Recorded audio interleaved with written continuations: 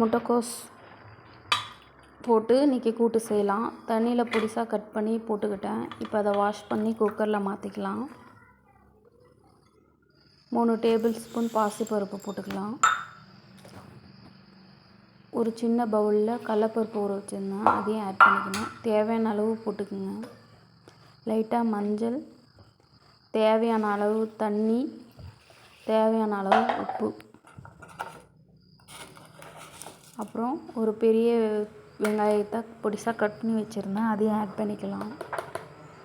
இப்போ ஒரு கொதி வரட்டும். இப்போ இதுக்கு தேவையான மசாலாவை அரைச்சி எடுத்துக்கலாம். ஒரு சின்ன பவுல் ஃபுல்லாக தேங்காய் எடுத்துக்கிட்டேன். 1 டேபிள் ஸ்பூன் சீரகம், 4 பச்சை மிளகா. நான் 1/2 kg கோஸ் எடுத்துருக்கேன்.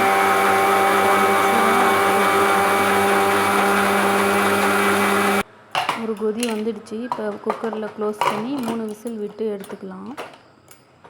இப்போ இதுக்கு தாளிப்பு கொடுத்துடலாம்.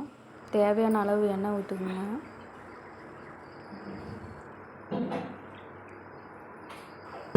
எண்ணெய் காஞ்சிடுச்சு. கடுகு போட்டுக்கலாம், கருவேப்பிலை போட்டுக்கலாம். ஒரு சின்ன பெரிய வெங்காயம் கட் பண்ணி வச்சுருக்கேன், அதையும் ஆட் பண்ணிக்கலாம். இப்போ இதை நல்லா வதங்கி வரட்டும். லைட்டாக உப்பு போட்டுக்குங்க ஆனியன் வதங்கிறதுக்கு. ஆனியன் நல்லா வதங்கி வந்துடுச்சு. இப்போ நம்ம வேக வச்ச கோஸை ஊற்றிக்கலாம். இதை நல்லா மிக்ஸ் பண்ணி விடுங்க ஆனியனோட.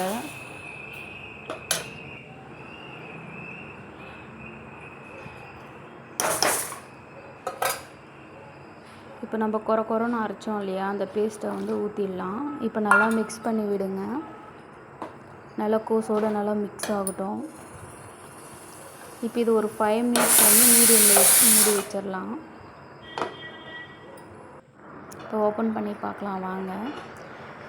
டேஸ்டியான கோஸு கூட்டு ரெடிங்க. உங்களுக்கும் பிடிச்சிருந்தா வீட்டில் ட்ரை பண்ணி பாருங்கள். உப்பு காரம் எல்லாமே கரெக்டாக இருக்குது. இது கண்டிப்பாக ரைஸுக்கும் நல்லாயிருக்கும், சப்பாத்திக்கும் நல்லாயிருக்கும். இந்த மாதிரி பசங்க செஞ்சால் விரும்பி சாப்பிடுவாங்க. உங்களுக்கு பிடிச்சிருந்தா ட்ரை பண்ணி பார்த்துட்டு கமெண்ட் பண்ணுங்கள். கேபேஜ் கூட் ரெடி.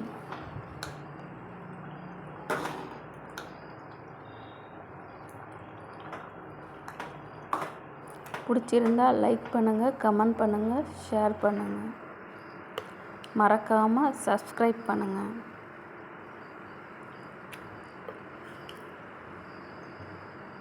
பாய்.